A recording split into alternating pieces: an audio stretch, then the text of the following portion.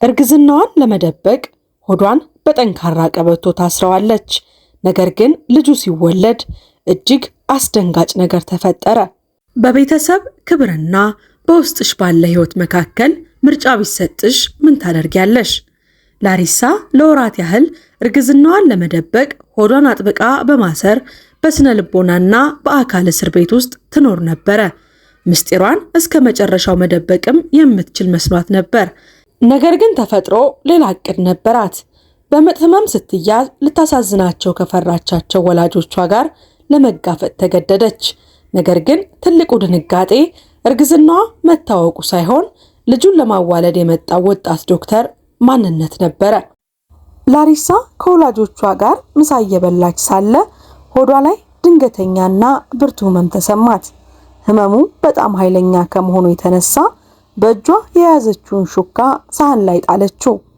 የማንም ትኩረት ሳትስብ እጇን ሆዷ ላይ ያሳረፈችው። አባቷ ቤኔግቲ ለጥቂት ሰከንዶች በትኩረት ተመለከታት። ግንባሩን ቋጠር አድርጎ ደህና ነሽ ልጄ ሲል ጠየቃት። እናቷ ካትሪንም በጭንቀት አይኖቿን ወደሷ ቀናች።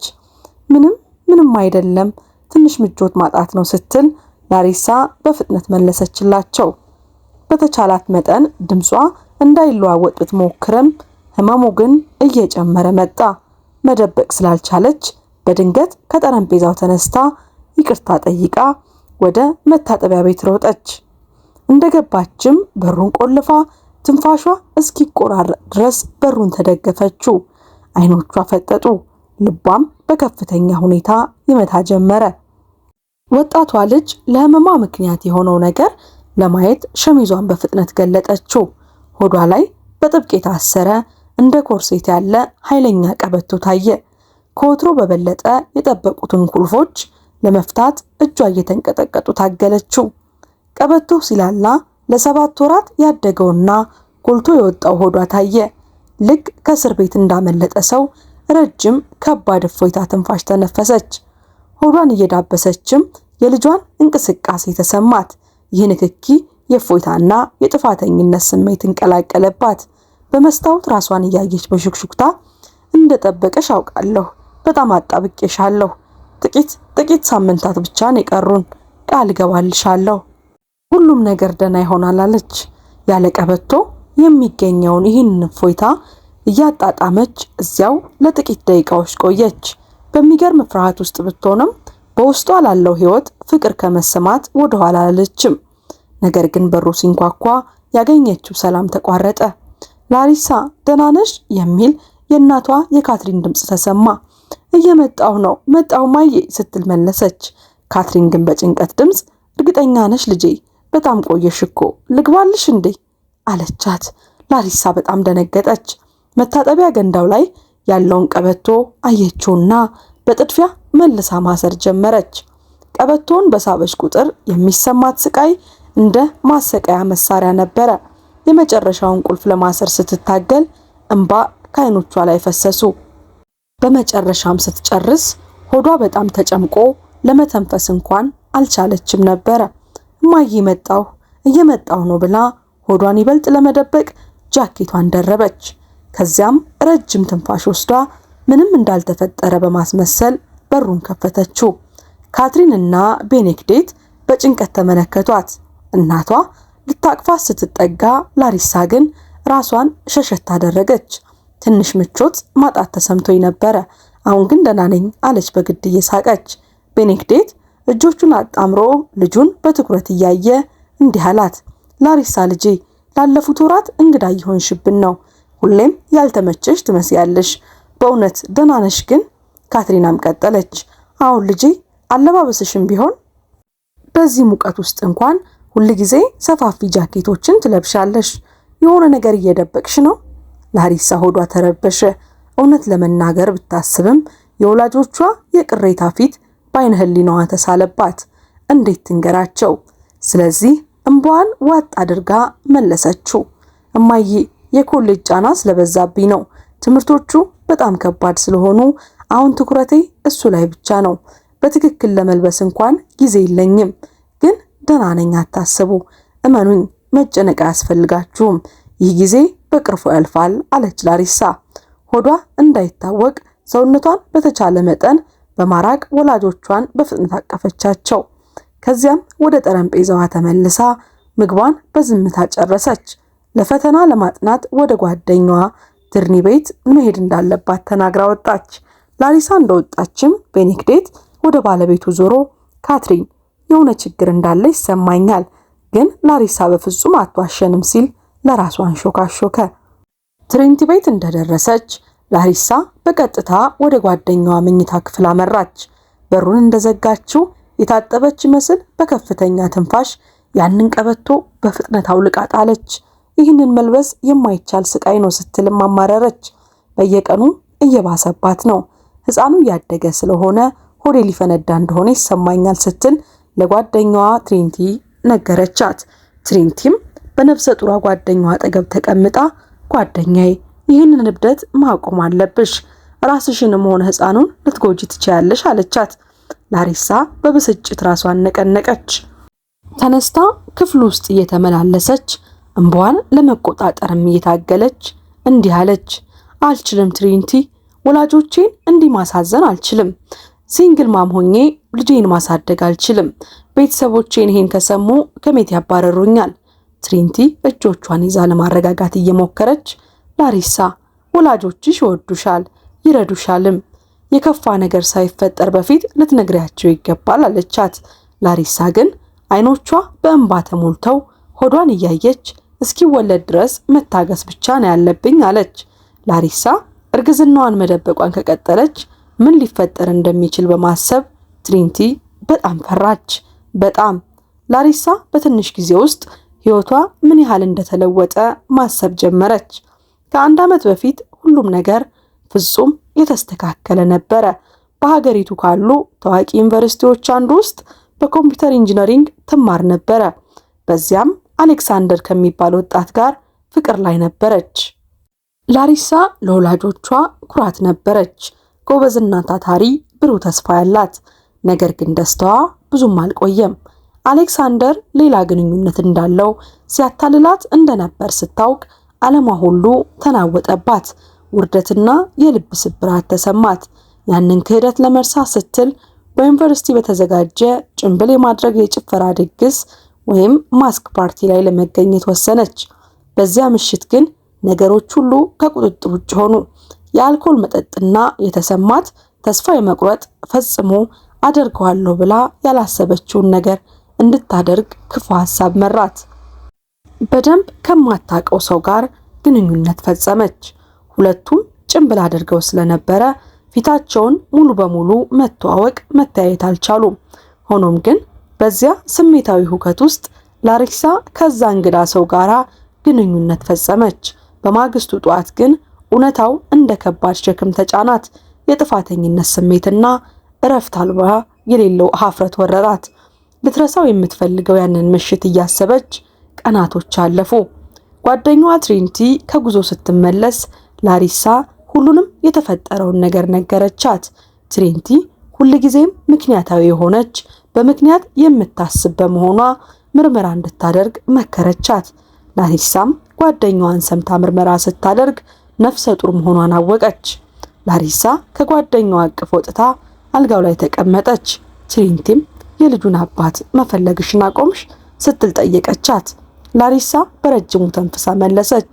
ለወራት ፈለግኩት፣ ግን ምንም አላገኘሁም። ፊቱን እንኳን እኮ በደንብ አላስታውሰውም። ጭንብሉ ሁሉንም ነገር ሸፍኖት ነበረ። ድምፁም ቢሆን አሁን ትዝ አይለኝም። ከማስታውሰው ነገር ግን ጥሩ ሰው ይመስል ነበረ። ለዚያ ነው ያንን ምሽት ራሴን አሳልፌ የሰጠሁት። ግን ለረጅም ጊዜ ፈልጌ ስላጣሁት ምናልባትም እንዲህ መሆኑ ይሻላል ብዬ ተውኩት።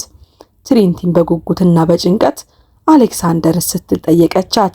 ላሪሳ በፍጥነት ራሷን ነቀነቀችና ከእርሱ ጋር ያለው ቀን አይገጣጠምም። ሕፃኑ የተረገዘው በዚያ ጭንብል በተደረገበት ድግስ ምሽት መሆኑን እርግጠኛ ነኝ። በመካከላቸው ዝምታ ሰፈነ። በመጨረሻም ላሪሳ በድካም ሆዷን እየዳበሰች እንዲህ አለች። እነዚህ የመጨረሻ ጥቂት ሳምንታት በፍጥነት ቢያልፉልኝ እመኛለሁ። ልጄ እንደተወለደ ለጉድፈቻ ሰጥቼ ወደ ቀድሞ ሕይወቴ እመለሳለሁ። ይህንን ስትል ድምጿ ይንቀጠቀጣል። እንባ በጉንጮቿ ላይ ይፈስ ጀመረ። ትሪንቲ በጓደኛዋ ስቃይ ተረበሸች። እጇን ያዘቻትና ላሪሳ እርግጠኛ ነሽ? በእውነት አስበሽበታል? ይህ በጣም ትልቅ ውሳኔ ነው። በኋላ ቢቆጭሽስ? ብላ ጠየቀቻት። ላሪሳ በእጇ እንቧን እየጠረገች መደረግ ያለበት የሆነው ትሪንቲ ምን ያህል ብፈልገውም ይህንን ልጅ ማሳደግና መውደድ ብፈልግም አልችልም። እኔ ለዚህ ልጅ ዝግጁ አይደለሁም። ደግሞም ወላጆቼ ሁሌም ጠንካራና ስነ ምግባር ያላት ሴት እንደሆነ አድርገው ነው ያስተማሩኝ። ስለኔ ምን ያስባሉ? እነሱን ማሳዘን ፈጽሞ አልፈልግም አለቻት። ትሪንቲ የጓደኛዋን ሸክም ለማቅለል በመሞከር እጇን ጠበቅ አድርጋ ያዘቻት። ላሪሳ አንቺ በፍጹም አታሳዝኛቸውም። በፍጹም ወላጆችሽ ይወዱሻል። ቤኔዲክትም በልጅ ልጁ በጣም እንደሚደሰት እርግጠኛ ነኝ። ላሪሳ በግድም ቢሆን ፈገግ ለማለት እየሞከረች ወሬውን ቀየረችው። እባክሽ ትሪንቲ ከዚህ በላይ ማውራት አልፈልግም። ወስኛለሁ። ብቻ በፍጥነት ይሄ ጊዜ ቢያልቅልኝ ይመኛለሁኝ።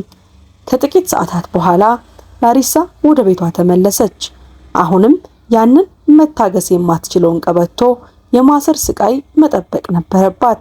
በቀጣዮቹ ቀናት ሁኔታው እየባሰ መጣ። በመጨረሻም ላሪሳ ሰፋ ያለ ቀበቶ ለመግዛት ተገደደች። እንቅስቃሴዎቿ ሁሉ ቀርፋፋ፣ በህመም የተሞሉ ነበሩ። በመጨረሻም ቀበቶውን አጥብቃ ስታስር ከዚህ በፊት ተሰምቷት የማያውቀው ከባድ ህመም ሆዷን ወጋት። ከዚያም ሞቅ ያለ ፈሳሽ በእግሮቿ ላይ ሲወርድ ተሰማት። ላሪሳ በድንጋጤ እንሽርቱ ውሃ የፈሰሰ ስትል አጉረመረመች። ወዲያው ስልኳን አንስታ ወደ ጓደኛዋ ትሪንቲ ደወለች። እያንዳንዱ እርምጃ የስቃይ ነበረ። ምጥ መጀመሩን አወቀች። እባክሽ ትሪንቲ አንሺ፣ እባክሽን አንሺው እያለች ስልኩ እስኪነሳ በለቅሶ ተማጸነች። ግን መልስ የለም። በዛ ህመም ውስጥ ሆና እንኳን ፈሳሹን ለማጥፋት ወለሉን በሸሚዟ ተወለውል ነበረ። ነገር ግን ሳትጨርሰው ብርቱ የምጥ ህመም መጥቶ ተንበረከከች። ቤቱን የሚያስተጋባ የጭንቀት ጩኸት በጣም ጮኸች። ቤኔዲክትና ካትሪን ጩኸቱን ሰምተው ወደ ክፍሏ እየሮጡ መጡ። ላሪሳ ላሪሳ ምን ሆነሽ ነው? በሩን ክፈቺ ልጄ እያለ ቤኔዲክት በሩን አንኳኳ። ላሪሳ በስቃይ ውስጥ ሆና እንኳን ትንሽ ህመም ነው አባዬ ለማለት ሞከረች። ቤኔዲክት አልቻለም። ልጁ ስትጮህ ስትታመም መስማት አልቻለም። በሮቹን ሰብሮ በኃይል ገባ። ሲገቡ ላሪሳ ወለሉ ላይ ተዘርራ ለመነሳት ስትታገል አገኙት። ልጄ ምን እየሆነ ነው? አለች ካትሪን አጠገቧ ተንበርክካ። ላሪሳ አይኖቿን በመደበቅ ትንሽ ምቾት አጥቼ ነው ማዬ፣ ትሪንቲ ወደ ሆስፒታል ልትወስደኝ እየመጣች ነው ስትል ዋሸች። ካትሪን ግን አልሰማቻትም። እኛ እንወስድሻለን አለች በቆርጠኝነት። ቤኔዲክትም አንቺ ልጃችን ነሽ፣ አንቺን የመንከባከብ ግዴታ አለብን ሲል ደገፋት። ላሪሳ ልትከራከር ስትል ሌላ ከባድ የምጥ ህመም መጥቶ እንድትጮህ አደረጋት።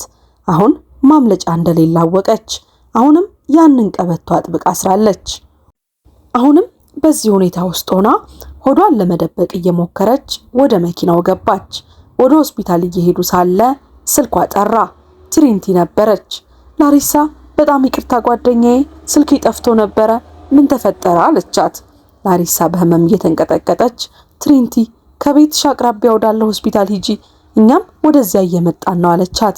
ስልኩ ከተዘጋ በኋላ እናቷ ካትሪን ወደ ልጇ ዞር ብላ ለምንድን ነው ትሪንቲን የምትጠሪያት?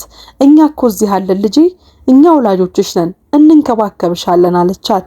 አባቷ ቤኔዲክት በንዴት እየጮኸ መኪናውን እየነዳ ሳለ ካትሪን እየነገርኩሽ እኮ ነው፣ ይቺ ልጅ የሆነ የደበቀችን ነገር አለ አለ አባትየው። ላሪሳ ዝም ብላ ታለቅስ ነበረ። ትሪንቲ ሚስጥሯ እንድትጠብቅላት ብቻ ትጸልያለች። ሆስፒታል ሲደርሱ ትሪንቲ ቀድማቸው ደርሳ ነበረ። ቤኔዲክት እባካችሁን እርዱኝ፣ አስቸኳይ ነው እያለ ጮኸ። ዶክተር ጄምስ የተባለ ወጣት ሐኪም ወደ እነሱ መጣ። ምን እንደተፈጠረ ሲጠይቃቸው ላሪሳ በፍርሃት ዝምታ መረጠች። እናቷ ግን ልጄ በጣም እያመማት ነው፣ ጩኸቷን ማቆም አልቻለችም ስትል መለሰች። በዚያ ቅጽበት ላሪሳ ሆዷን ይዛ በድጋሚ በስቃይ ጮኸች። ጄምስ ሁኔታውን በጥንቃቄ ተመለከተ። የህመማ ሁኔታ ምጥ ላይ ያለች ሴት ይመስላል። ነገር ግን ሆዷ ምንም አያስታውቅም ነበረ። ዶክተሩ ላሪሳን በፍጥነት ወደ ምርመራ ክፍል እንዲወስዷ ታዘዘ።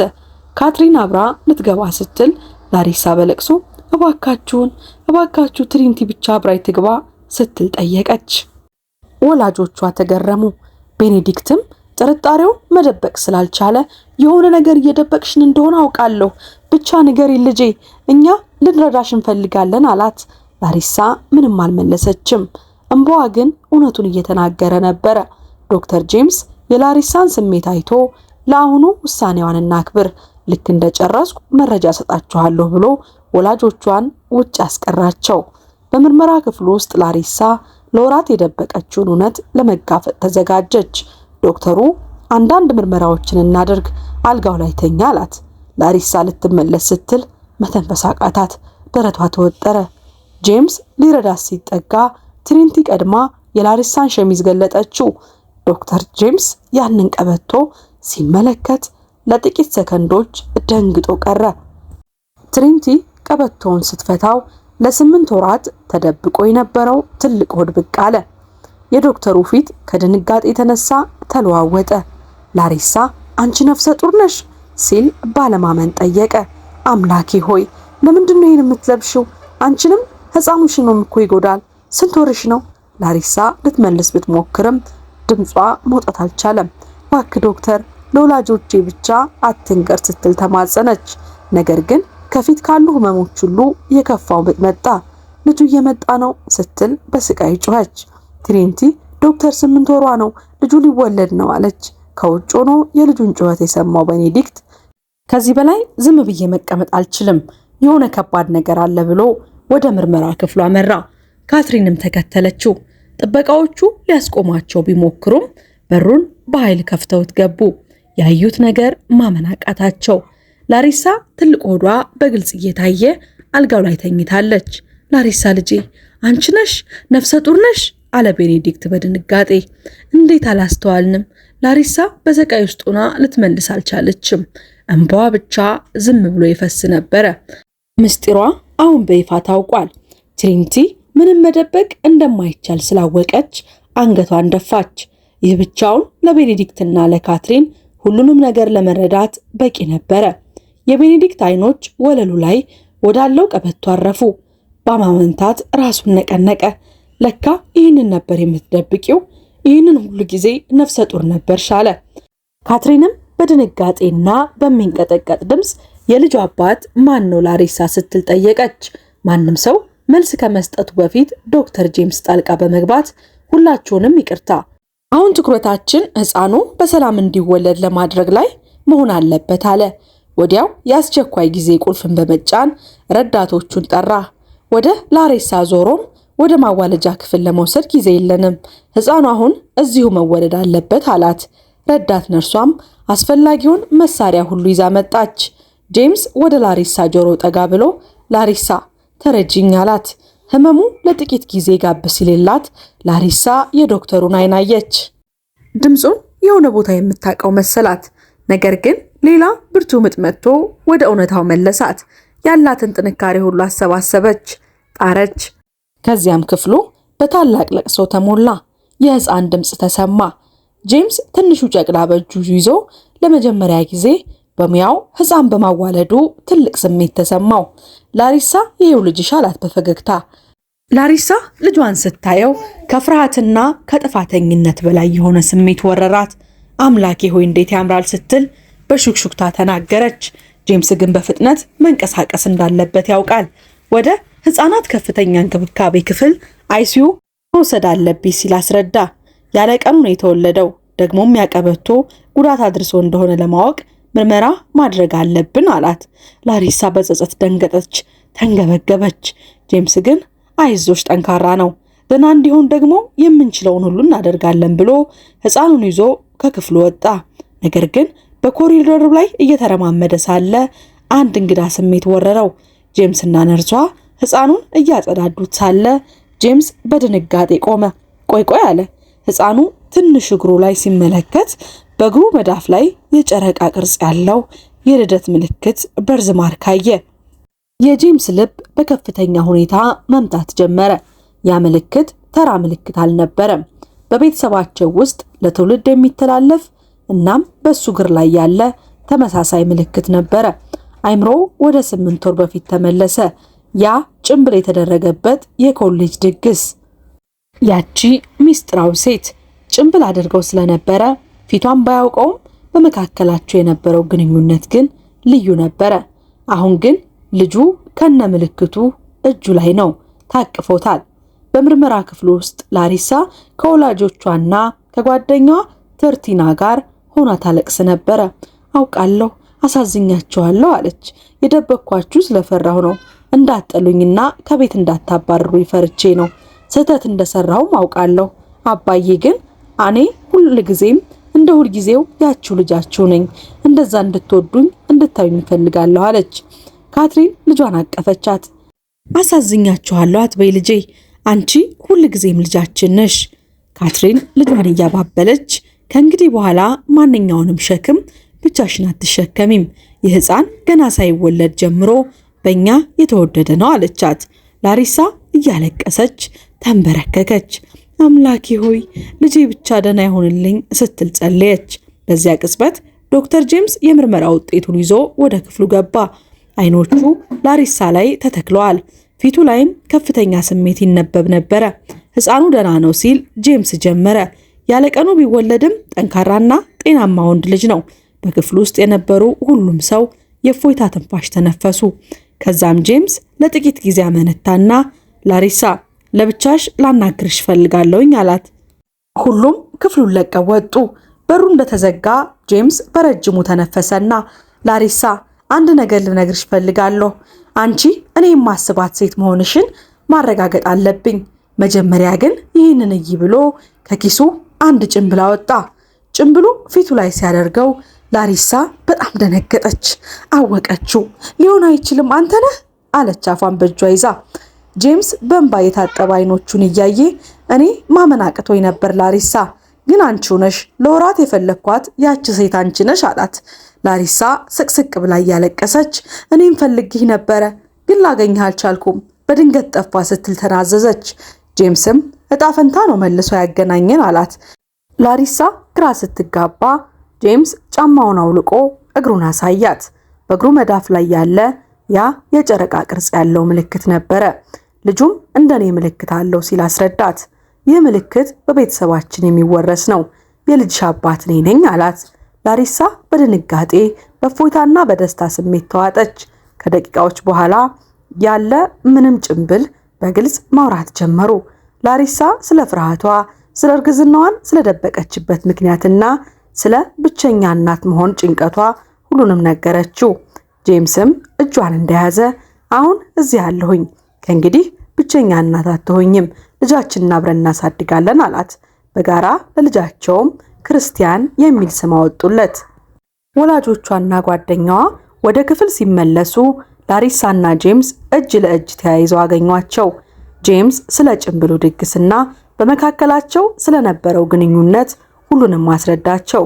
ካትሪን በእንባ ታጥባ ልጇን አቀፈቻትና ዶክተር እንግዲህ አሁን የቤተሰባችን አባል ሆነሃል ማለት ነው አለችው። ጄምስም በደስታ ፈገግታ ፈገግ አለላቸው። ከጥቂት ወራት በኋላ ላሪሳና ጄምስ በጋብቻ ተሳሰሩ። ክርስቲያን በታላቅ ፍቅር በአያቶቹና በወላጆቹ እንክብካቤ አደገ። ላሪሳ ልጇን ስታይ በጣም አስቸጋሪ የሚመስሉ መንገዶች እንኳን በትክክለኛው ቦታ ላይ ሊያደርሱን እንደሚችሉ ምስክር መሆኗን ተረዳች።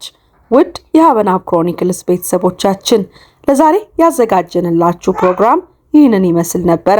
እስከ ዝግጅታችን ፍጻሜ ድረስ አብራችሁን ስለቆያችሁ ከልብ እያመሰገንን ቪዲዮውን ከወደዳችሁት ላይክ ማድረጋችሁን እንዲሁም ለቻናሉ አዲስ ከሆናችሁ ደግሞ ሰብስክራይብ ማድረጋችሁን ፈጽሞ አትዘንጉ። ከዚህ ቀደም በቻናላችን የሰራነውን ፕሮግራም ገብታችሁ እንድትመለከቱ እየጋበዝን እኛ ከወዲሁ ተሰናበትን። መልካም ቆይታ